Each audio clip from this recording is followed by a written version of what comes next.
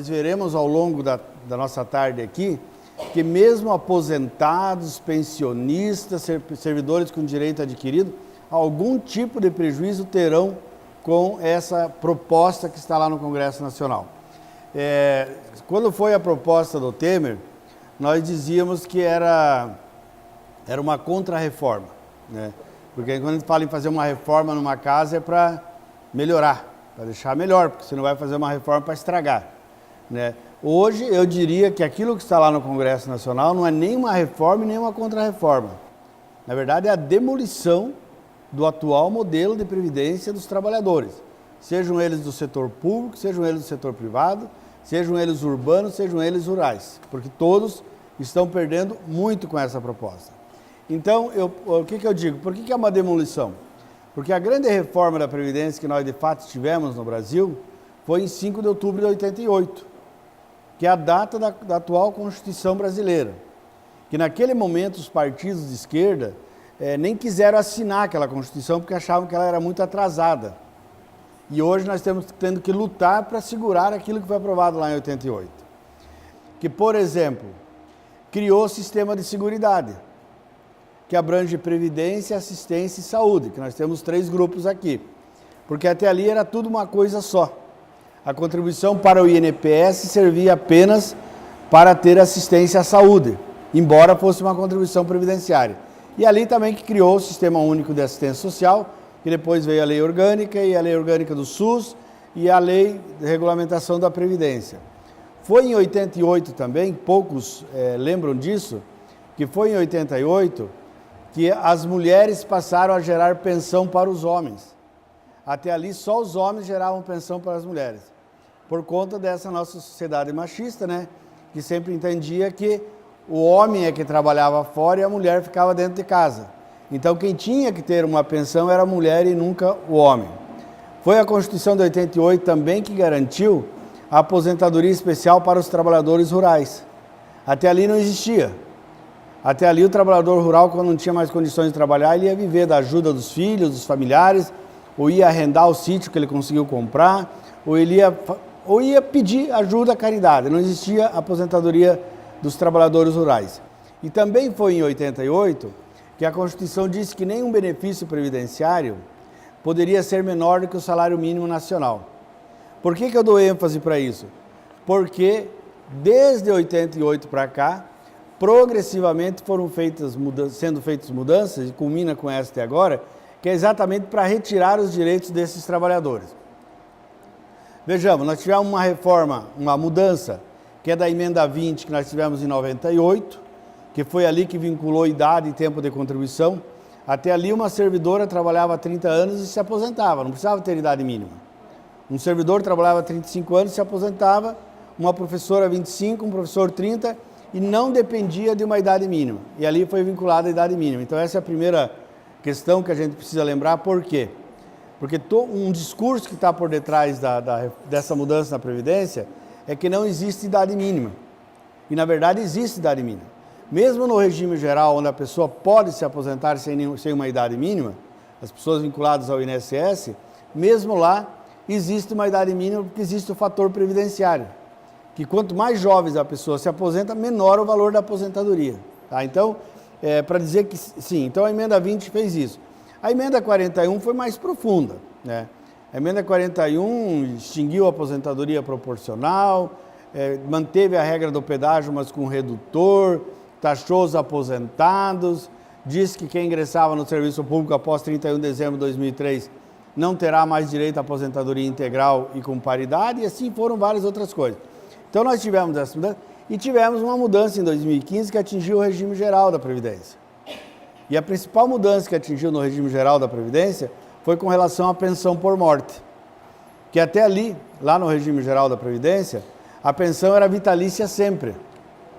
Então o marido, a companheira, o companheiro, a esposa morria, o que ficava tinha direito a uma pensão que garantia para ela para o resto da sua vida. Com essa lei que está aparecendo ali, acabou isso. Lá no regime geral, hoje já não existe mais pensão por morte vitalícia. Hoje, se uma pessoa tiver menos que 44 anos de idade, ela vai ter no máximo por 20 anos uma pensão. Se ela tiver menos que 21 anos, por exemplo, vai ter no máximo por 3 anos. Estou falando isso por quê? Porque essa é uma das questões que está vindo para os regimes próprios também. Na proposta de mudança, ela está trazendo para os servidores públicos com regime próprio, aqui os servidores do Estado têm, porque tem o Paraná Previdência, Fazenda Rio Grande tem o FazPrev, né? São José dos Pinhais tem o São José Prev, né? Nós temos aí o problema dos seletistas e do PSS, que eles não são vinculados ao regime próprio, são vinculados ao regime geral, portanto tem um tratamento diferenciado em relação aos servidores. Então, para dizer isso, né, que nós hoje não está esse limitador de idade não está nos regimes próprios. E nós vamos ver que além de trazer essa questão para os regimes próprios, nós vamos ter uma outra grande mudança na pensão por morte que nós falaremos na sequência. E eu prefiro dizer o seguinte, as pessoas pensam a reforma da Previdência e ficam pensando que é um fato isolado. Não é um fato isolado. Reforma trabalhista, reforma da Previdência, emenda constitucional 95, a emenda 95, a proposta de ataque aos sindicatos que ocorreu nos últimos dias e que continua se aprofundando, proibindo o desconto das mensalidades sindicais na folha de pagamento e a reforma administrativa que deve ser a próxima que vem. Tudo isso, para mim, faz parte de um sistema. Qual sistema? É um sistema que se iniciou lá em 89, com o chamado Consenso de Washington, o grande acordo feito entre a Margaret Thatcher e o Reagan, dizendo que o Estado tinha que ser mínimo. E no Brasil, ele tinha que se preocupar apenas com as carreiras típicas de Estado. No Brasil foi criado um ministério, que era o MARE, Ministério da Administração e Reforma do Estado, que o Bresser Pereira era o ministro. E que agora ele já está arrependido do que ele fez lá. Mas ele dizia o quê? Nós temos que ter um Estado mínimo, nós precisamos nos preocupar apenas com as carreiras típicas de Estado, e as carreiras típicas de Estado para ele eram diplomacia, arrecadação, segurança pública e judiciário. E no primeiro caderno que ele publicou, no primeiro livrinho que ele publicou, ele disse que os demais serviços, portanto vocês que estão aqui, todos estariam nos demais serviços, deveriam ser privatizados. E o que não fosse possível privatizar, deveria ser terceirizado. E o que não fosse possível terceirizar, deveria ser desenvolvido pelas entidades auxiliares do Estado, que são as OS, as OCIPs, os Serviços Sociais Autônomos, as Fundações Estatais de Direito Privado, são essas entidades. Então, faz parte de um desmonte do Estado. Tá? E no caso específico da reforma da Previdência, é um ajuste de caixa, que não é da Previdência, porque o mito do déficit da Previdência já foi desmontado pela Universidade do Rio de Janeiro, já foi desmontado pelo DIESE, pelo DIAP, foi desmontado pela Auditoria da Dívida e outras entidades que estudam o orçamento público, foi desmontado dizendo que não há um déficit na Previdência. Tanto que, se vocês observarem agora, toda a propaganda do governo, ele fala muito pouco em déficit, ele fala mais em privilégios, porque ficou desmontado. Porque o que eles demonstraram? Demonstraram que o que existe é uma manobra contábil. Porque se você considera só a receita da contribuição do trabalhador e do empregador, realmente vai faltar recurso. Só que a Constituição diz que o governo tem que colocar dinheiro no sistema de seguridade. Eles não falam que várias entidades são isentas ou imunes da contribuição previdenciária patronal. O pessoal que é da saúde aqui, provavelmente saiba disso, que um hospital que destine mais do que 60% dos seus leitos para o SUS, e o SUS paga, não é de graça, né?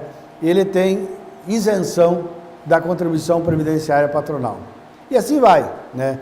Não consideram que durante décadas foi arrecadado dinheiro para a Previdência e nunca foi guardado, foi usado para outras despesas, quando as pessoas morriam muito cedo, alguns nem se aposentavam, então desconsideram tudo isso. Então, é por isso que é. E outra questão importante é que essa proposta, ela retira direitos dos trabalhadores do serviço público com regime próprio, dos trabalhadores do serviço público vinculados ao INSS, e é importante saber que dos 5.500 municípios, apenas 2.100 têm regime próprio de previdência, todos os outros servidores municipais estão lá no INSS, no regime geral, Atinge todos esses, atinge trabalhadores urbanos e atinge trabalhadores rurais. Mas eu já antecipo uma questão que para mim é muito importante. Em que pese todos serem atingidos, os mais atingidos são trabalhadores rurais, mulheres e professoras e professores. São os que são mais atacados por essa reforma. O pessoal da saúde também, porque as aposentadorias especiais vão ficar muito limitadas. Hoje tem a garantia da aposentadoria especial ao pessoal da saúde, mas ela vai ficar muito limitada, porque se hoje não existe idade mínima como requisito, na nova proposta haverá uma idade mínima. Eu sempre falo, um mineiro de carvão, que hoje se aposenta aos 15 anos, ele, na nova regra, ele vai se aposentar, poderia se aposentar com 15 anos de exposição, mas ele precisaria ter 30 anos de idade. É o que eu falo, um mineiro de carvão trabalhando 30 anos numa mina de carvão, não vai se aposentar, porque vai morrer antes disso sem pulmão, né? Então essa é a questão. Então é muito importante ter clareza disso. Outra questão importante, para que a gente, em todas as outras reformas, eles tentavam jogar um grupo contra o outro. Então agora nós vamos fazer uma mudança para atingir os servidores públicos, e daí jogava as pessoas do regime geral e do setor privado contra o servidor público. Então agora nós vamos fazer uma mudança no regime geral. Então o servidor público ficava tranquilo, porque não nos atinge. Agora nós vamos fazer mudança para trabalhadores urbanos. Os rurais ficavam tranquilos. Acontece que agora todos estão sendo atingidos. Trabalhadores urbanos, rurais, servidores vinculados a regime próprio de previdência, servidores vinculados ao regime geral e todos os trabalhadores vinculados aos diferentes regimes. Eu antecipo algo que eu queria dizer lá no final. Tanto na reforma de 98, como na reforma de 2003, como as mudanças de 2015, eles não mexeram em algo muito importante para o regime previdenciário, que era o pacto de solidariedade entre gerações. Então, o que acontece hoje? Quem está trabalhando contribui para pagar, o mesmo fundo, vamos pensar o FASPREV, Paraná Previdência e o São José Prev, mesmo eles estando acumulando dinheiro para pagar a aposentadoria, mas não é o servidor que gera a sua própria conta. Ela é uma solidariedade ainda entre gerações. Na proposta, o maior ataque é esse, que a partir de aprovada a emenda constitucional, haverá um regime de capitalização, o que significa cada trabalhador, cada trabalhadora gerará sua conta no mercado privado. E o Estado ficará obrigado apenas a garantir uma aposentadoria de até um salário mínimo. Isso está escrito na emenda constitucional, né? É só as pessoas lerem que vão encontrar lá. Então essa é a questão. Para a gente entender o que está mudando, nós precisamos entender o que nós temos hoje. A partir da hora que nós entendemos o que nós temos hoje, que conquistamos duramente, como a Márcia falou, a Patrícia falou, que nós conquistamos duramente através de lutas, é preciso entender o que a gente tem hoje para a gente saber o que a gente está perdendo. Por exemplo, hoje nós temos aposentadoria por idade, tanto no regime geral como nos regimes próprios.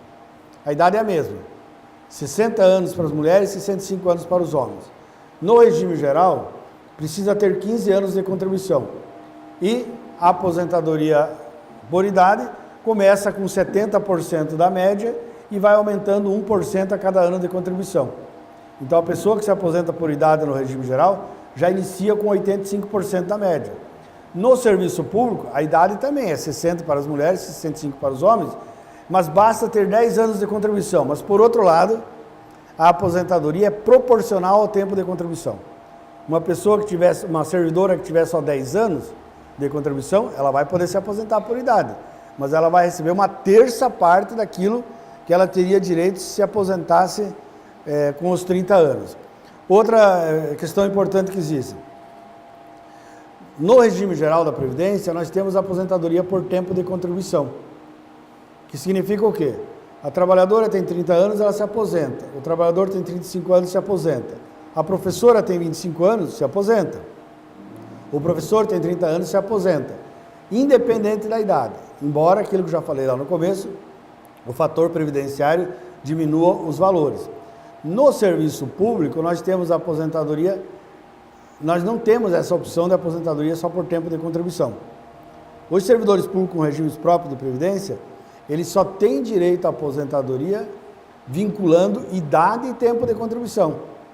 Então, uma servidora, não basta ela ter 30, ela precisa ter 30 e 55 anos de idade. O servidor precisa ter 35 e 60. A professora 25 e 50, o professor 30 e 55.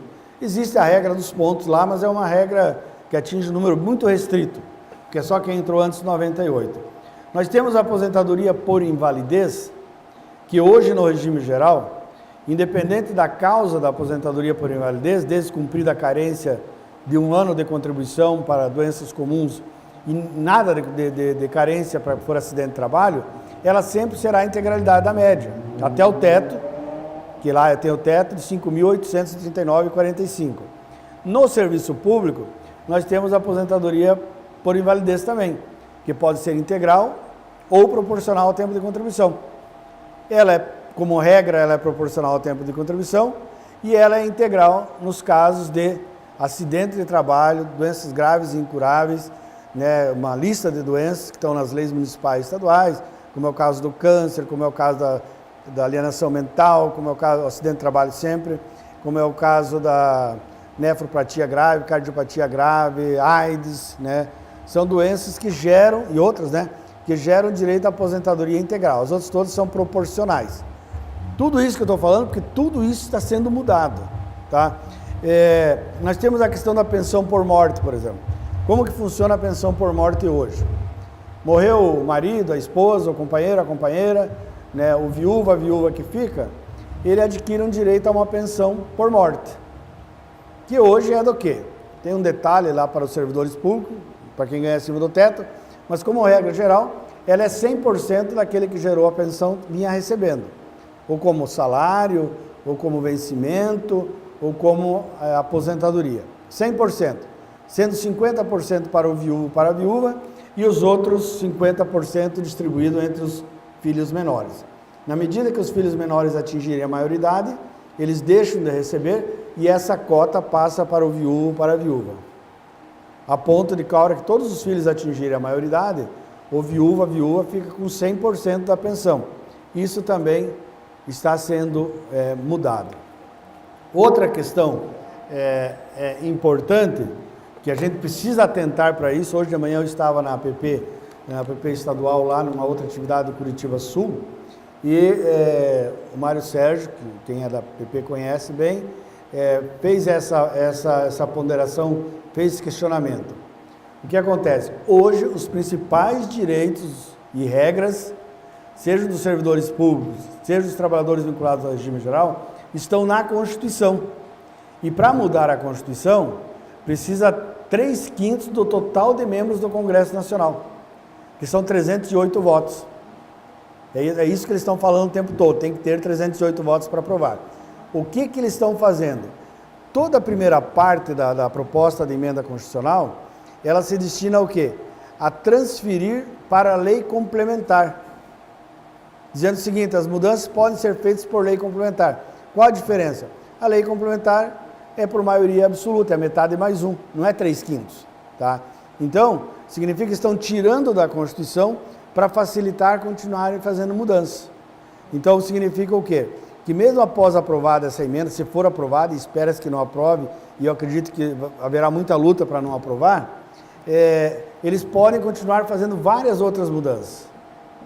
Depois nós vamos falar da questão que vai aumentar a regra dos pontos, e uma regra diz que uma lei complementar vai dizer o que deverá ser feito quando atingir aqueles pontos que eu vou explicar lá na frente o que são. Então, só para reforçar, esse é o texto que está lá na proposta de emenda constitucional, dizendo isso, que será tudo poderá ser uma boa parte das mudanças por lei complementar. Bom, a regra permanente, o que nós temos aqui? Nós temos nessa proposta, nós temos uma regra permanente que vai valer para todos daqui para frente, todos, e nós temos várias regras de transição para os atuais servidores. Adianto, muito piores do que as regras que estavam na proposta apresentada no final de 2016 ao Congresso pela PEC 287. A regra permanente diz o seguinte: acaba a aposentadoria por tempo de contribuição tanto para servidor público como para pessoal do regime geral. E passa a existir única e exclusivamente a aposentadoria por idade. Aposentadoria por idade, o homem 65 anos, a mulher 62, a professora e o professor 60 anos. Pense hoje, uma professora que se aposentaria com 25 e 50, vai ter que trabalhar até 60. Né? Um professor que se aposentaria aos 55, terá que se aposentar aos 60. Agora eu acredito que vocês já perceberam por que eu falei que as mulheres e os professores e professoras são os grandes atingidos. Pense em uma professora que vai ter que trabalhar 10 anos a mais para se aposentar. E nós vamos ver que nas regras de transição, há várias regras que forçam isso, o servidor a permanecer, o trabalhador a permanecer trabalhando. Mas não para na questão da idade mínima. A outro ponto que vem é com relação ao valor da aposentadoria. O valor da aposentadoria diz o quê? Que mesmo com 65 anos, mesmo com 60, mesmo com 62, os trabalhadores do regime geral terão que contribuir por 20 anos e os trabalhadores do serviço público terão que contribuir por 25 anos. E o valor da aposentadoria será de 60% da média aritmética simples de todo o período de julho de 94 para cá. Então pense, hoje é a média aritmética em alguns casos, mas é dos 80% melhores salários de contribuição. Então eles descartam, na linguagem do pessoal da saúde aí, descartam os 20% piores. Agora a média é de tudo. E mais 2% a cada ano que a pessoa ficar contribuindo além disso. O que significa? Uma pessoa com 65 anos de idade, com 20 anos de contribuição, terá uma aposentadoria de 60%. Para ele ter direito à aposentadoria de 100%, Patrícia, ele vai ter que contribuir com 20 anos, porque é 2% a cada ano. No caso do trabalhador do regime geral, será de 40 anos. Para o servidor público será 45. E aqui vem um grande problema.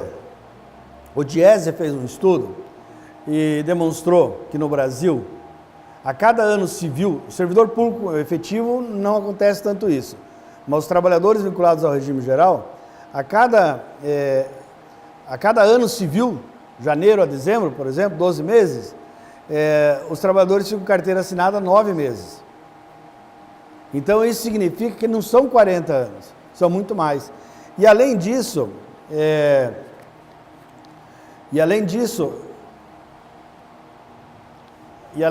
já coloquei as idades ali, e além disso vou antecipar também algo que eu diria lá na frente, que é o quê?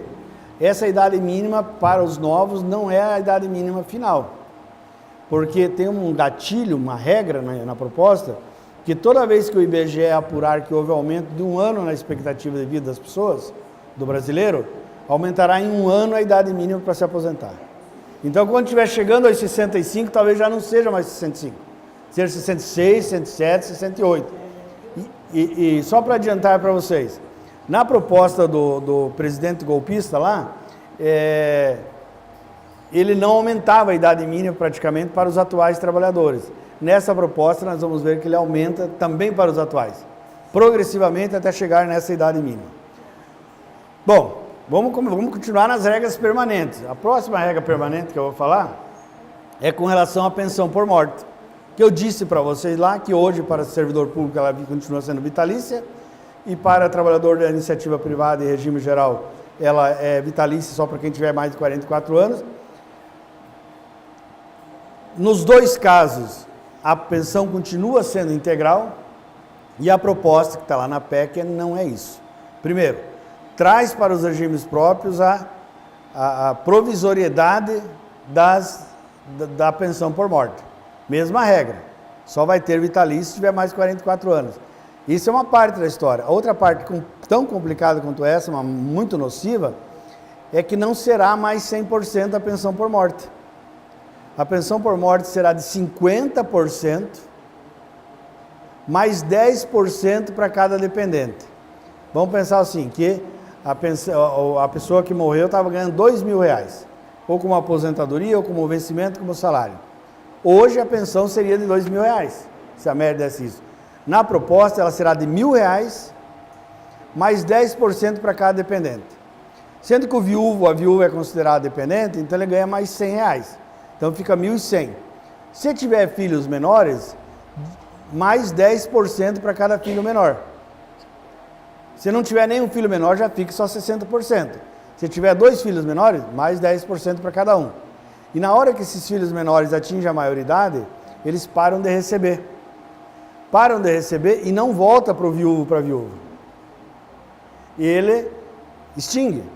Então o viúvo, a viúva, ao final terá uma pensão de 60% do valor. Essa é uma questão. A duração da pensão por morte, dê uma olhadinha ali. Esse é o texto que já está na lei do regime geral. É o texto que está aqui. Por exemplo, um casal, né, casaram com 19 anos e um deles veio a falecer um tempo depois. Agora vai ter exigência de um tempo mínimo de contribuição também, que são 18 contribuições. Um tempo de convivência tem que ser pelo menos 2 anos, mas um deles morre. A pensão do viúvo, da viúva, será de no máximo 3 anos. Hoje seria para a vida inteira, será no máximo 3 anos. Né? Então, para entender que os ataques são muito profundos. Tá? Ninguém quer receber pensão por morte. É óbvio que as pessoas não querem receber pensão por morte. Eles querem continuar com a pessoa junto. Às vezes, né? Às vezes é pensão por morte, mas a princípio ninguém quer receber pensão por morte. Ele quer que a pessoa, companheiro, a companheira, o marido, a esposa, estejam juntos. Mas acontece, as pessoas morrem. Né? Então, hoje recebe integral, não vai receber mais. Essa é uma questão importante. Outra questão, outra regra permanente importante é o quê? É a possibilidade ou não de acumular pensão com aposentadoria. A possibilidade de acumular aposentadorias continua. Ele só proíbe o acúmulo de 2 aposentadorias no regime geral, que já é assim hoje, mas ele permite aqueles cargos públicos que podem acumular 2 cargos públicos, são basicamente professoras e professores e trabalhadores da saúde com profissões regulamentadas, desde que haja compatibilidade de horário, eles podem acumular 2 cargos públicos. E ao eles acumular 2 cargos públicos, eles podem acumular também 2 aposentadorias. Assim como pode acumular 2 aposentadorias no regime próprio e mais uma no regime geral, se ele trabalhar em 3 lugares diferentes. Não acontece com a pensão mais. Hoje a pensão poderia ser. Um casal, eu sempre usava o exemplo, um casal de professores, né? Os 2 trabalhavam em 2 cargos públicos e os 2 trabalhavam na iniciativa privada. Um deles veio a falecer. O viúvo fica com as 3 aposentadorias, se ele tiver, e pode acumular as 3 pensões daquele que morreu. Essa regra deixa de existir. Ela só permite o acúmulo, de aposentadoria e pensão da seguinte forma: a pessoa escolhe qual é o benefício mais vantajoso para ela, se é a pensão ou a aposentadoria, e do segundo benefício, que pode ser a pensão ou a aposentadoria, ele vai receber isso aqui. Se for até um salário mínimo, ele vai receber uma pensão de 80... Vamos arredondar, o salário mínimo hoje fosse R$1.000. Dos R$1.000, ele só receberia 800. Se fossem 2 salários mínimos, ele receberia R$800 do primeiro salário mínimo, mais R$600 do segundo salário mínimo, mais 400 do terceiro salário mínimo e mais 200 do quarto salário mínimo, somando 2 salários mínimos. Então, mesmo que a pessoa viesse ganhando R$10.000, a pensão seria de no máximo 2 salários mínimos, se ela tiver uma outra aposentadoria. Então, isso é outra mudança que está colocada. Aquela ideia de que o cara vale mais morto que vivo acaba aqui, né? Porque ele vai ter uma redução de renda nesse sentido. Bom, outra questão importante, esse aqui eu já coloquei, está repetido. Valor da aposentadoria por invalidez. Vocês lembram que eu falei no começo que hoje no regime geral a aposentadoria por invalidez sempre é integral e nos regimes próprios ela pode ser integral ou proporcional a depender da causa. Se for acidente de trabalho, doença grave e incurável é integral, todos os outros casos ela é proporcional ao tempo de contribuição. Isso é muito... eu acho assim, quando as pessoas falam que o servidor público é privilegiado, no caso, eu uso essa regra para dizer que não é verdade. Eu atendi alguns meses atrás uma professora de um determinado município que se aposentou por invalidez. E a causa da invalidez dela era depressão. E a depressão não está no rol, e eles tentam caracterizar sempre como depressão. Às vezes a pessoa tem um transtorno maior, não, é depressão, né? É proporcional ao tempo de contribuição. Nenhum dos cargos ela tinha 16 anos, então se aposentou com um pouquinho mais da metade do que ela vinha ganhando. No outro cargo ela estava no estágio probatório, foi aposentada por invalidez também.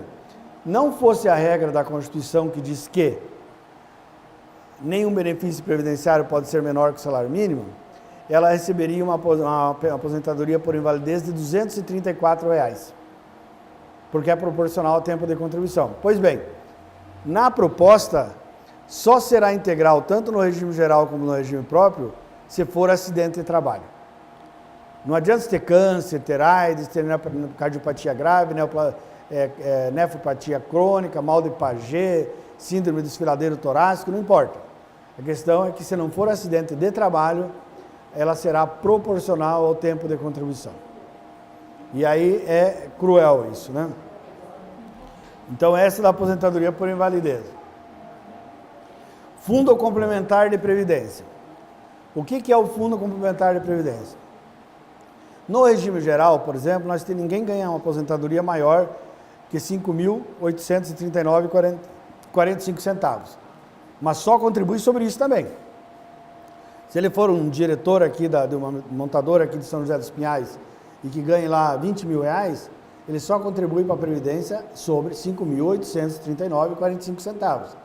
Se ele quiser tentar receber essa diferença entre os 20 mil que ele ganha, que eu estou usando como exemplo, e os 5.800, ele teria que participar de um fundo complementar de previdência, que não são essas previdências privadas aí, Brasil Prev, Itaú Prev, Santander Prev, Bradesco Prev, não, são fundos fechados para aquele grupo específico. Isso já tem. O que eles estão dizendo? Que a partir da aprovação da emenda constitucional, da promulgação, ele será obrigatório para servidores públicos. E eu sempre digo, lá no setor privado, é uma solução o fundo complementar, porque eles já não se aposentam com mais do que o teto. Então é bom porque eles vão poder receber mais. Agora aqui no serviço público se transforma num problema. Por que se transforma num problema? Porque ao criar um fundo complementar, você estabelece um teto, que não pode ser maior do que o teto do INSS, que é 5.839, mas pode ser menor. Quiser, não, nós só vamos pagar até 2 salários mínimos. Até 2 salários mínimos, e além desses 2 salários mínimos, se a pessoa quiser receber, vai investir no mercado. E vai receber o quê? Aquilo que o mercado render. Porque desde o ano 2000 para cá, todos os fundos complementares de previdência não são mais de benefício definido, são de contribuição definida. Você sabe com quanto você contribui todo mês e vai receber aquilo que o mercado financeiro render. Eu não sei se alguém de vocês aqui tomou conhecimento da existência daquelas previdências lá que era Montepar, Montepio, KPM, há alguns anos atrás. Tem gente recebendo aposentadoria desses fundos, R$50, R$30, R$40, que recebe a partir do mercado financeiro. Então torna-se obrigatório o fundo complementar. Trabalhador rural, dentro das regras permanentes. Grande injustiça com os trabalhadores rurais. Hoje um trabalhador rural se aposenta comprovando 15 anos de atividade rural. Mulher aos 55, homem aos 60, comprova a atividade rural pela inscrição no INCRA, ou pela nota fiscal, ou pela origem dos pais, ou pela declaração do sindicato. Na nova proposta, primeiro, os dois vão se aposentar aos 60 anos. Hoje é 55 e 60. De novo, as mulheres e a mulher trabalhadora rural está sofrendo mais. E ele terá que ter 20 anos de contribuição. Não é mais de comprovar atividade rural, é de contribuição. E essa contribuição será sobre a produção e não poderá ser menor do que R$600 por ano. Quem daqui tem parente que trabalha na zona rural? Olha aí, vários. Meus pais, trabalhadores rurais, tanto meu pai como minha mãe. E a gente sabe como que funciona a roça, né? O trabalhador rural da agricultura familiar, nós estamos falando desse, não é do assalariado nem do agronegócio, ele tem dinheiro quando? Quando ele vende a produção. É quando ele tem dinheiro? Se a produção dá. Porque pode ter dado uma chuva de granizo, pode ter tido geada, pode ter tido seca, pode ter tido temporal, que ele perdeu a produção. Mas quando ele vende, o que ele faz com o dinheiro?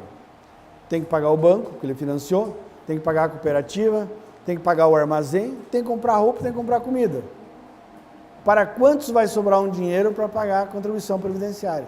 Então, com essa regra aqui, na prática, estão extinguindo a possibilidade do trabalhador rural se aposentar. E hoje, há estudos mostrando que vários municípios do Paraná, por exemplo, me parece que são 65% dos municípios do Paraná, a principal fonte de renda no município é das aposentadorias rurais de um salário mínimo. É no dia que o mercado se movimenta, é no dia que a mercearia se movimenta, e nós vamos progressivamente extinguir isso.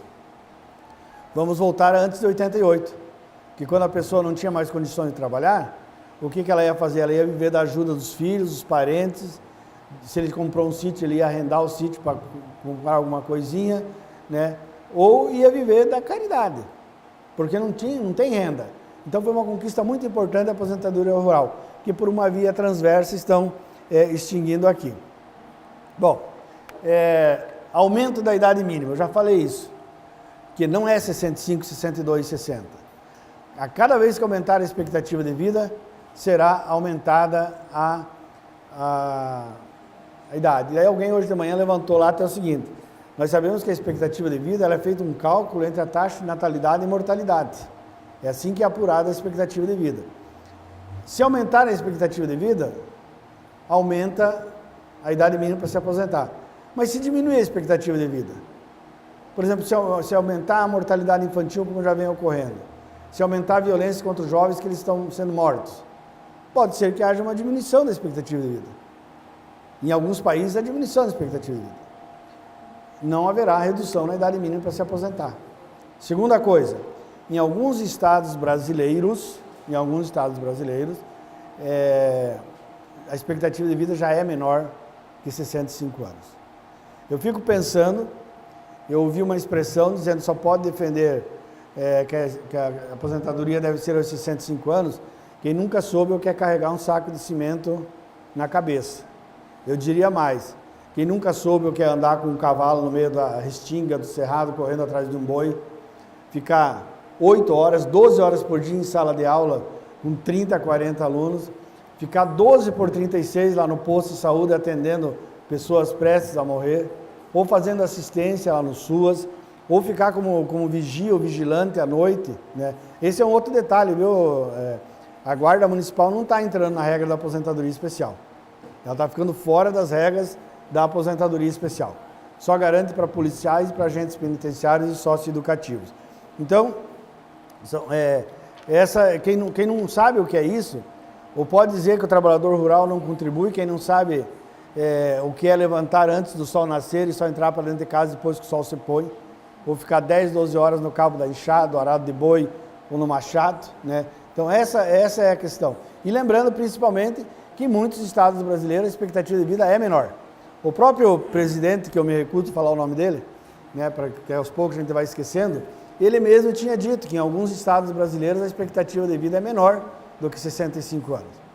Se ele sabe que é menor, por que deixa estabelecer em 65 anos? Né? É o mercado, né? É o jogo do mercado. Falando em mercado, só o fato do ex-presidente ter anunciado que a aposentadoria poderia ser aos 65 anos, só o fato de ele anunciar lá em dezembro de 2016, essas carteiras de previdência privada, Brasil Prévio, Itaú Prévio, Santander Prévio, tiveram um aumento de 19%. 19%, o que significa que o mercado financeiro já ganhou só com o anúncio da reforma da Previdência. Imagine se passar a proposta de criar um regime de capitalização. Benefício de prestação continuada, o BPC. O pessoal da assistência aí sabe, quem que é do SUAS? Então, vocês que são da assistência sabem que o benefício de prestação continuada ele é devido aos deficientes cuja renda familiar per capita não seja maior que 1/4 do salário mínimo, e é de um salário mínimo, e para o idoso sem renda, que foi instituído pelo Estatuto Idoso. Na proposta que está lá, embora não seja benefício previdenciário, ele está na conta da Previdência, mas não é benefício previdenciário, ele diz que o idoso receberá R$400 até completar 70 anos. E depois de completar 70 anos, ele passa a receber um salário mínimo. Mas ele tem que provar a sua condição de miserabilidade. E diz que só não é, que quem tiver um patrimônio maior que R$98 mil não é considerado miserável. Então, se a pessoa tiver uma casa simples, que valha mais do que isso, ele já não vai ter acesso a esse benefício de prestação continuada. Então, é mais um ataque. Eu às vezes digo no final isso, mas agora aqui eu senti que preciso dizer aqui agora. Se nós considerarmos a reforma trabalhista, se nós considerarmos a emenda 95, que diz que não pode aumentar as despesas de um ano para outro mais do que a variação do IPCA, se nós considerarmos a reforma da Previdência, a mudança do benefício da prestação continuada, e se nós considerarmos o ataque que está sendo feito aos sindicatos agora, nesses dias, nós estamos criando uma geração de pedintes e miseráveis. Porque não vai ter assistência à saúde, não vai ter assistência à educação, não vai ter educação, não vai ter benefício de prestação continuada, e não vai ter previdência, e não vai ter emprego. Porque pela reforma da trabalhista estimulou-se a precarização, a informalidade na área do trabalho. Então, isso é que está colocado. Até no PIS/PASEP eles mexem na reforma da Previdência. Hoje, aquele abono que as pessoas recebem do salário mínimo no ano, ele é devido para quem não recebeu mais do que 2 salários mínimos por média no ano anterior. Eles estão reduzindo. Só vai ter direito ao abono se a pessoa não recebeu, em média, mais do que 1 salário mínimo no ano. Se nós pensarmos que o salário mínimo é o mínimo, quem tem carteira assinada, exceto o pessoal do intermitente, vai ter essa média. E ao ter essa média, não vai ter o abono do PIS/PASEP, né? Então, esse é outro ataque. Abono de permanência. Talvez muitos aqui não saibam o que é o abono de permanência, mas é um valor, a pessoa que adquiriu o direito de se aposentar, exceto por idade, adquiriu o direito de se aposentar e continua trabalhando. Ele recebe como abono de permanência a devolução de todo o valor descontado, seja para o FASPREV, São José Prev, Paraná Previdência. É devolvido esse valor. O que a lei diz? Que será devido um abono de permanência, mas será um valor que a lei complementar estipular, não podendo ser maior do que o desconto sobre o teto do regime geral da Previdência. E nós vamos ver que, embora não diga expressamente que está havendo a redução do teto do INSS, quando fala lá da capitalização, ele diz que o Estado se responsabilizará apenas por 1 salário mínimo e que o restante a pessoa tem que buscar no mercado financeiro. Então, para os novos, pelo menos, já está estabelecendo que o teto vai ser 1 salário mínimo, porque o resto ele vai ter que buscar no mercado. Contribuição previdenciária. E aqui, tem alguém aposentado aqui? Não tem nenhum aposentado? Tem um aposentado, 2 aposentados. A Isabel está aposentada? Aposentada. Né? Quando ficar grande eu quero ser assim, quero me aposentar. Então, o que acontece? A mim não pertence. Eu já fiz os cálculos, né? Quando eu estiver chegando para me aposentar, a idade vai aumentando, eu não vou me aposentar. Mas assim, o que acontece hoje? Hoje, daí o aposentado fala, não, isso não vai me atingir. Hoje o aposentado, ele contribui para a Previdência com o mesmo percentual dos servidores ativos naquilo que exceder o teto do regime geral da Previdência, que hoje é R$ 5.839,45. Para quem tem uma doença grave e incurável, ele só contribui com a Previdência se o valor que ele recebe for maior do que o dobro desse teto, portanto 11.000 e alguma coisa, 11.600 e alguma coisa. E como regra geral hoje, a contribuição mínima do servidor público é 11%, porque a Constituição fala que ninguém pode contribuir menos que o servidor federal para a Previdência. O servidor federal contribui com 11%. O servidor federal, de imediato, vai progressivamente, a depender de quanto ele ganha, ele vai pagar até 22% de contribuição previdenciária. E os servidores estaduais e municipais terão imediatamente, aprovada a proposta de emenda constitucional, terão imediatamente implantado o desconto de 14%. Então, se estava descontando 11%, você já vai ter uma perda de 3% no teu vencimento, porque vai começar a ter desconto. E aí atinge o aposentado também. O aposentado também vai pagar mais do que isso, né? Também vai pagar mais do que isso. Então, isso é importante ter claro, que vai haver um aumento progressivo, sem contar que o texto da emenda constitucional diz que poderão ser instituídas contribuições extraordinárias para custear e restabelecer o equilíbrio financeiro e atuarial do regime de previdência. Eu não sei como que está o equilíbrio financeiro e atuarial de São José dos Pinhais e da Fazenda Rio Grande. Me parece que da Fazenda Rio Grande tem um equilíbrio financeiro e atuarial. Mas o Paraná Previdência está totalmente desequilibrado. Então eles podem... Oi? Está totalmente desequilibrado. Então eles poderão instituir uma contribuição extraordinária sobre os vencimentos dos servidores e sobre os proventos dos aposentados e pensionistas para restabelecer o equilíbrio financeiro e atuarial do regime de previdência. Isso, aqui é o que eu falei. Excepcionalmente poderão estabelecer contribuições extraordinárias no regime de previdência. Bom, então outra questão importante. Vocês sabem hoje que o trabalhador da iniciativa privada, ele se aposenta e ele pode continuar trabalhando. E ele continua trabalhando e ele continua contribuindo com a previdência e ele recebe o fundo de garantia. O fundo de garantia é depositado para ele, ele vai lá e saca, não fica acumulando. E na hora que ele rescindiu o contrato, porque com a aposentadoria não rescinde automaticamente.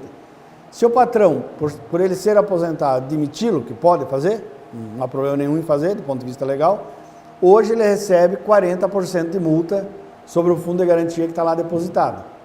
Na nova proposta, primeiro, não haverá mais fundo de garantia para o aposentado que continua trabalhando. E segundo, que se ele for demitido, tiver o contrato dele rescindido, ele não vai receber a multa dos 40% do fundo de garantia. Então, vocês estão vendo que os ataques vêm por todos os lados. Direito adquirido. Bom, as pessoas perguntam, e eu se tenho direito adquirido? Bom, direito adquirido em previdência é só quando você cumpre todos os requisitos para se aposentar por aquela regra. Por exemplo, uma servidora completou 60 anos e tem 10 anos de contribuição. Ela tem direito adquirido de se aposentar por idade. A professora completou 25 anos e 50, ela tem o direito adquirido para se aposentar. A servidora, o servidor, só falei de mulher até agora, o servidor completou 35 e 60, ele tem direito de se aposentar e ele adquiriu esse direito. Então, por essa regra, o direito está adquirido. E isso não pode ser retirado. A gente sabe que o Supremo Tribunal Federal aí tem feito umas coisas que de repente a gente pode esperar tudo de lá, mas o que acontece? Se nós admitirmos a possibilidade de quem tem o direito adquirido a se aposentar perder esse direito, nós temos que admitir a possibilidade da Isabel e dos dois colegas ali serem chamados a voltar a trabalhar também. Então no texto da PEC, ele diz que o direito adquirido está preservado. E toda vez que ele fala em regra regra de transição, ele fala, ressalvado o direito a se aposentar. Então, isso a princípio está garantido. Mas, por outro lado, o que eu falo? Você tem direito a se aposentar por essa regra. Você não tem outras garantias. Por exemplo, você não tem a garantia de que não haverá lá na frente achatamento da tua aposentadoria. Os servidores do Estado, por exemplo, vão para o 4º ano sem reajuste, e os aposentados não tiveram nada, né? Você não tem a garantia de que vai reduzir o teto do INSS e que o teu desconto previdenciário vai ser sobre um valor maior. Você não tem a garantia de que vai aumentar a contribuição previdenciária e isso vai ter que contribuir. Então, estamos todos no mesmo barco. E por outro lado, nós temos a Itália que está diminuindo o tempo de contribuição idade para se aposentar, né? E por outro lado, nós tivemos a Grécia que reduziu o valor das aposentadorias. Tivemos a Argentina que reduziu o valor da aposentadoria. Eu vou já antecipar a questão da capitalização lá na frente. Por quê? Uma grande mudança no texto ali é o regime de capitalização, como eu já falei, que é cada um gerar a sua conta. Logo que o projeto de emenda, a proposta de emenda constitucional do ex-presidente foi para o Congresso, eu fui convidado para dar uma palestra no Centro Acadêmico de Economia da Federal. E aí, o pessoal lá da direção do Centro Acadêmico falou, aqui tem um aluno que assim que se terminar de falar, ele vai fazer uma pergunta tinhosa. Não seria o caso, e é possível, a gente desonerar a folha de pagamento, parar com esse desconto para a Previdência na folha de pagamento e dar ao trabalhador umas 3 opções de investimento no mercado e ele escolher qual delas e fazer a sua própria aposentadoria? Isso pode? Falei, poder pode. Só que não é previdência como o seguro social. E vou dizer mais, o general Pinochet no Chile fez isso. Durante a ditadura militar no Chile, o Pinochet privatizou. E agora, as primeiras estão recebendo as aposentadorias com base nesse sistema. estão recebendo aposentadorias o equivalente a 300, 400 reais. Equivalente a 300, 400 reais. Uma professora do Chile, eu fui para o Chile uns 2 anos atrás, e ela foi nos apresentar a universidade lá, e ela contou para a gente que, para os professores do Chile, um dos dias mais tristes da vida deles é quando é comunicada a aposentadoria. Porque eles sabem que eles vão receber 1/3 daquele que eles iam recebendo. E agora, recentemente, saiu uma reportagem que repercutiu no Brasil, talvez alguns de vocês tenham visto, que o Chile é o país da América Latina, se não do mundo, com o maior índice de suicídio de idosos. E aí eles contam uma história específica. Qual é a história específica? De um casal, os dois eram aposentados, e foi diagnosticado um câncer grave na mulher. E o marido, pela idade que tinha, entendeu que ele não tinha condições de cuidar sozinho da mulher. Então decidiram procurar uma casa de apoio, um lar de idosos, para ela ficar lá e ser cuidada. E descobriram, ao final, que para ela ficar lá, eles tinham que gastar a aposentadoria dos dois e mais vender a casa que eles tinham. O que aconteceu? Um tiro na cabeça de um e um tiro na cabeça do outro. Suicídio dos dois. Teve repercussão internacional isso. Por quê? A Organização Mundial da Saúde diz para não divulgar suicídios, né? Porque ele acaba estimulando. Mas aconteceu, e por conta de uma questão previdenciária. De que eles sabiam que não ia ter condições de viver com aquela aposentadoria que o Estado gerou para eles. De que forma? Mercado. Investir no mercado. Inclusive tem um banco do Brasil, aqui no Brasil, o Pactual, é um dos que compra carteira de clientes da Previdência lá no Chile, né? Então essa é outra questão. Vamos lá que o tempo está fugindo. Acabei antecipando o regime de capitalização, que é isso, né? Que é esse o modelo de capitalização de cada um buscar no mercado a sua forma de garantir a aposentadoria. Bom, aí nós chegamos naquilo que se chama regra de transição. Eu falo que nós temos uma regra permanente, que é essa aí de 65, e nós temos algumas regras de transição. E em resumo, o que eu diria, em todas elas, há um aumento progressivo da idade mínima para os atuais.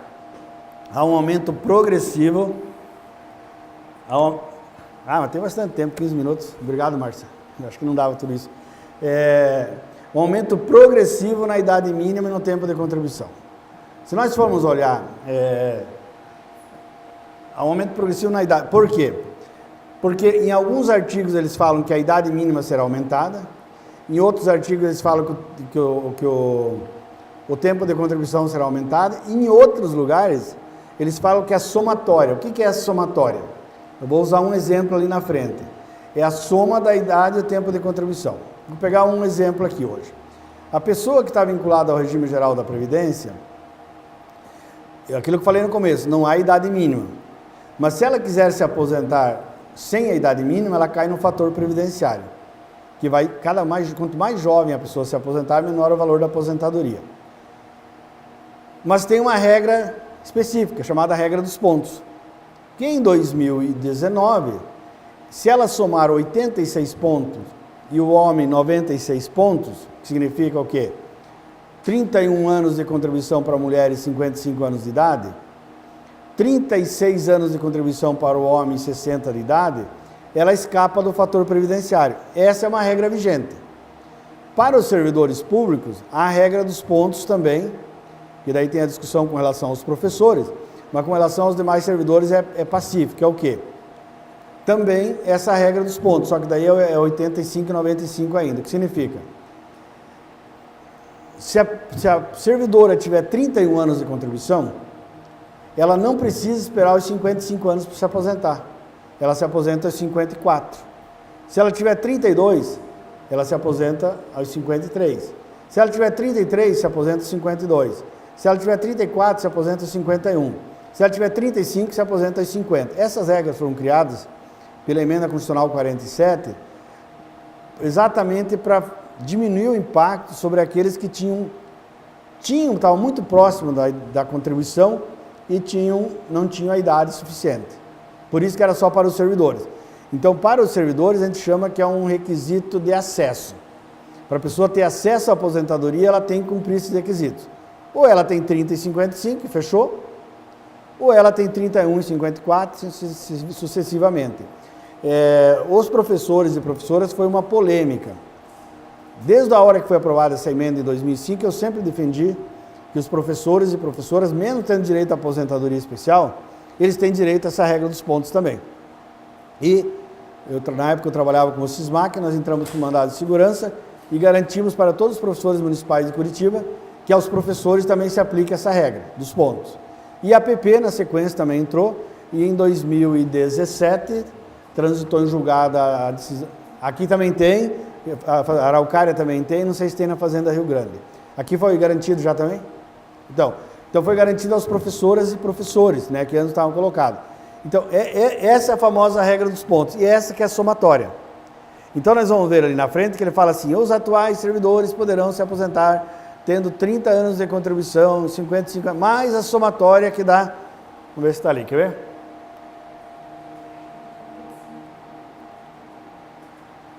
A regra de transição, então, obviamente, é para os atuais segurados. E outra coisa, num determinado artigo lá fala o seguinte, que essas regras que estão ali de transição, elas são até que venha a lei complementar regulamentando isso. E num outro lugar ele diz o seguinte, que na hora que chegar nesse limite máximo, que para os homens é 105, para as mulheres 95, para as professoras 85, para os professores 95, que é a soma da idade e tempo de contribuição, nesse aumento progressivo que começou agora em 2019, quando chegar nesse teto, uma lei complementar vai decidir como que será o aumento desse tempo lá na frente. Então, quando estiver quase se aposentando, porque você completou os 95, os 85, 105 pontos, você será informado que não é mais aquilo, né? Nós fizemos uma simulação na semana passada, eu e outro advogado do escritório, de um servidor do Poder Judiciário. E fomos fazendo. E ele nunca chegava na pontuação. Conclusão, ele vai se aposentar, terá que se aposentar pela regra comum. Porque aumentando, porque está vendo? Olha ali, ó, tá? Esse é o modelo da regra que se aplica a todo mundo. 56 anos de idade, por exemplo, para uma servidora hoje, já e para um trabalhador do regime geral também. 30 anos de contribuição, então dá 86 pontos. 20 anos de efetivo exercício no serviço público, no caso aqui. 5 anos no cargo e mais a somatória da idade e tempo de contribuição. Qual somatória? Olha aí, ó. Hoje é 86 pontos em 2019. A partir de 2022, a idade mínima a que se refere o inciso será elevada para 57 anos de idade, mesmo para os atuais. E esse tempo vai aumentando até chegar aos 62. E a partir de 1º de janeiro, a pontuação dessa somatória vai aumentar 1 ponto a cada ano, progressivamente, o que significa que 2020, 2021, 2022, nós teremos um aumento progressivo nessa questão da pontuação. Eu tenho uma outra regra de transição que eu quero falar aqui. Transição para professora.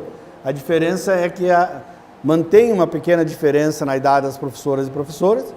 Professora que sai de 50 e vai para 60, professor que sai de 55 e vai para 60. Então essa é a regra do mesmo raciocínio da questão anterior, que está colocado. E também aumentando progressivamente. Mas tem uma regra de transição, gente. Tem uma regra de transição que é muito ruim para os atuais servidores. Nós sabemos que, a partir do dia 31 de dezembro de 2003, quem ingressou, é 19 de fevereiro, mas eu vou usar a data da emenda para não fazer confusão. A partir da emenda 41, nenhum servidor que ingressou a partir da emenda 41 terá direito à aposentadoria com base na última remuneração e com paridade, tratamento isonômico com os servidores ativos. E para eles não tem nenhuma regra de transição de pontuação, nada. Se a servidora começou a trabalhar com 18 anos, quando ela completar 30, ela vai ter 48 anos. Hoje ela tem que esperar os 55. Mesma coisa acontece com o professor, com a professora, com o servidor, com a servidora. Né? Tem que cumprir a idade mínima. Professora 50, professor 55, servidor 60 anos, no mínimo. Mas ela fez uma ressalva, dizendo que quem ingressou até o dia 31 de dezembro de 2003, se no momento da aposentadoria, além da idade mínima e além do tempo mínimo de contribuição, de hoje, se ela tiver 20 anos de serviço público, 10 na carreira e 5 no cargo, ela terá direito à aposentadoria com base na última remuneração e com paridade com o servidor ativo. Paridade é a igualdade de tratamento nas questões gerais, tá? Então, uma reclassificação que atinge a todos, ok. Né? Uma gratificação de produtividade, por exemplo, um difícil provimento, não se aplica, né? Se aplica aquilo que for de caráter geral. Ela terá direito à integralidade da última remuneração, que, se eu não me engano, aqui em São José dos Pinhais, a integralidade da última remuneração é só o vencimento base adicional por tempo de serviço, não tem desconto sobre outras verbas. Fazenda Rio Grande eu não sei o que incide. No estado do Paraná, por exemplo, pegar os professores, nós temos desconto e previdência sobre o vencimento base adicional por tempo de serviço, horas extraordinárias, adicional noturno e outra verba que me fugiu agora aqui. Então, significa o quê? O vencimento base, adicional por tempo de serviço integral, adicional noturno, horas extraordinárias, faltando uma aqui. A média na aposentadoria. Isso é a última remuneração. Isso está garantido hoje. Na proposta que está lá no Congresso, vou lá para vocês verem. Ali, isso já falei, está aqui, ó. Aí nós estamos falando de outra coisa, estamos falando do valor da aposentadoria. Hoje, a pessoa que então, uma servidora que tenha 30, 55, 20 de serviço público, 10 na carreira e 5 no cargo, e tenha entrado antes de 2003, ela vai ter uma aposentadoria integral e com paridade com o servidor ativo. Aqui, está de fácil entendimento esses dois textos, inclusive. Só terá direito à paridade e à integralidade se ele cumprir a nova idade mínima. A nova idade mínima de uma professora e de um professor, 60 anos. Mesmo ela tendo direito de se aposentar aos 50, quando teria direito à paridade e à integralidade, para ela ter direito à paridade e integralidade, ela terá que completar os 60. O homem terá que completar os 65, uma servidora comum terá que completar 62 anos de idade. Isso é muito... A questão da média em si, ela é terrível, tá? Por quê? Porque nós estamos tratando de média aritmética. Se eu falei que um professor do Estado se aposenta com vencimento, que entrou entre 2003, tem esses requisitos, se aposenta com vencimento base, adicional por tempo de serviço, média de horas extraordinárias, média proporcional do adicional noturno, e essa é a integralidade, se ele for se aposentar pela média simples... e outra coisa, já falei, né, que até agora é a média, para aqueles que se aposentam pela média, é a média dos 80% melhores salários de contribuição. Na proposta é a média de todo o período. Para que esse servidor, na hora de fazer a média, vai puxar muito para baixo o valor. Eu conheço uma servidora, alguns servidores, vou ser mais direto, os médicos e dentistas da Prefeitura de Curitiba, por exemplo. Em 2011, os médicos tiveram incorporado uma gratificação de 100% e os dentistas fizeram uma greve e conseguiram também 100% no vencimento base. Então, dobrou o vencimento deles para fins previdenciários. Aqueles que vão se aposentar pela integralidade vão se aposentar com a dobra, com a soma dos dois, na verdade. Agora, se por essa outra nova regra aqui, se a mulher não tiver 62 anos, se o homem não tiver 65, se a professora ou o professor não tiver 60, eles vão se aposentar pela média. E no caso do médico e do dentista, vai considerar os 20 anos, 21 anos, vamos dizer, 22 anos que ele recebeu 50%, com os 9 anos que ele está recebendo o dobro. E daí a média puxa para baixo. Os planos de carreiras de vocês eu conheço. Todos eles são o quê? Você começa ganhando menos e vai progressivamente ganhando mais. O adicional por tempo de serviço também é assim. Primeiros 5 anos não recebe nada, depois recebe 5% e vai aumentando. Na hora de fazer a média, vai considerar o tempo que você não recebeu nada, com o tempo que você recebeu 5, com o tempo que você recebeu 25. Então a média, ela cai exageradamente. Pessoas estão se aposentando no Estado, pelo menos que eu acompanho, que se aposentam pela média, eles têm se aposentado muito próximo ao vencimento base. Né? E às vezes até um pouquinho menos do vencimento base. Né? Bom, As aposentadorias especiais, de manhã eu não falei dela, mas aqui eu vou falar porque tem trabalhadores da saúde, tá? Por que é importante? Vocês estão vendo aqui, um trabalhador da saúde hoje exposto aos agentes insalubres, e aí é uma discussão se é o grau médio ou o grau máximo, né? Ele teria direito a uma aposentadoria especial aos 25 anos de contribuição, independente da idade mínima. Então começou a trabalhar com 18 anos, 25 anos de contribuição, 43 anos de idade, se aposenta. Na nova proposta, acaba esse tipo de aposentadoria. Ele passa a ser a aposentadoria especial, que continua existindo só para os agentes insalubres, atividades de risco e periculosas não mais, e ela está vinculada a uma idade mínima. Se vocês olharem ali, vamos pensar uma ali, ó. Pela somatória do tempo de contribuição e da idade, vai aumentar significativamente o tempo para a pessoa se aposentar. Eu sempre falo, eu conheci um mineiro de carvão, primeira vez que encontrei na vida um mineiro de carvão aposentado. Encontrei em Criciúma, Santa Catarina, só podia ser lá, né? Criciúma, Santa Catarina, e ele se aposentou e foi ser servidor público. E eu fui dar um curso para os servidores públicos. E ele me falou que ele se aposentou com 15 anos trabalhando na mina de carvão. Nessa proposta aqui, ele se aposentaria com 15 anos, mas ele teria que ter 30 anos de idade. Imagina uma pessoa trabalhando numa mina de carvão por 30 anos. Não vai se aposentar. A aposentadoria dos deficientes é o mesmo raciocínio, tá? Que nós sabemos que hoje existe a aposentadoria dos deficientes, a depender do grau da deficiência, olha o tempo e aumenta significativamente.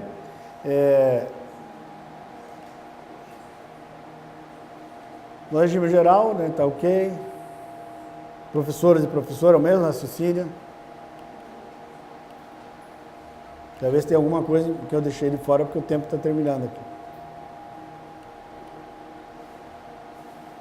Policiais, só para dizer que os policiais vão poder se aposentar aos 30 anos, tanto homem como a mulher, com 25 anos de atividade policial, e que essa regra, infelizmente, ela não está alcançando os guardas municipais.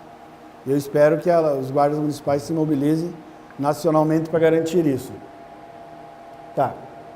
Então, para finalizar, agora eu fui mais rápido que cedo, dentro do tempo estou conseguindo terminar. Para dizer o seguinte, nós estamos, em resumo, nós estamos frente ao fim da aposentadoria, da previdência no modelo atual. Esse modelo da gente, eu vou trabalhar tantos anos e vou me aposentar e tal, está acabando. Está acabando por todas essas... E está acabando não só para os novos, que já entrarão no regime de capitalização, já entrarão na regra permanente dos 60, 62, 65, mas para os atuais servidores que terão aumentado a sua idade ano a ano para se aposentar, e no momento de chegar na aposentadoria, talvez não tenha direito, porque aumentou mais um pouco a questão. E outra questão que me preocupa muito é o fato de retirarem da Constituição e remeterem para a lei complementar, que facilita a continuidade das mudanças. Então, como o pessoal de manhã alguém levantou essa questão, vocês não vieram aqui só para aprender o que está mudando. Vocês vieram aqui para se instrumentalizar, para saber o que está mudando e para transformar isso em mobilização contra isso. E aqueles que acharem que são favoráveis vão lutar para aprovar, né? Mas vieram para se instrumentalizar. Então nós não temos muitas alternativas além de resistir a essas mudanças. A PEC 287, que foi mandada em final de 2006, ela não foi aprovada não porque o Temer não quis aprovar. Ela não foi aprovada porque os trabalhadores se mobilizaram. Não tanto quanto deveriam, mas ocuparam o Congresso Nacional, ocuparam a Câmara dos Deputados, o Senado, ocuparam a CPI que provou que... Ocuparam assim no sentido de participar da CPI que provou que não tinha déficit. Vieram aqui no aeroporto Afonso Pena esperar os deputados e senadores e pressioná-los na hora que estavam embarcando para Brasília, e eles, com medo de não ser reeleitos, eles começaram a criar dificuldade para a votação. Alguns não se reelegeram, mas alguns muito ruins se reelegeram e outros piores se elegeram agora, né? Outros piores se elegeram agora, e mais do que isso, eles têm 4 anos de mandato pela frente. Eles podem votar e esperar tranquilamente para se reeleger daqui a 4 anos. Então nós não temos alternativa a não ser fazer o enfrentamento e não deixar que passe isso. E outra questão importante, que é um mito que se prega por aí. Não, Isso não vai atingir nós, servidores estaduais e municipais. Contrário. Nas regras de idade e tempo de contribuição, atinge imediatamente. No modelo de financiamento do sistema, eles remetem para a lei complementar. Mas o resto tudo atinge imediatamente. Então, é esse o recado que eu queria dar. Muito obrigado pela atenção.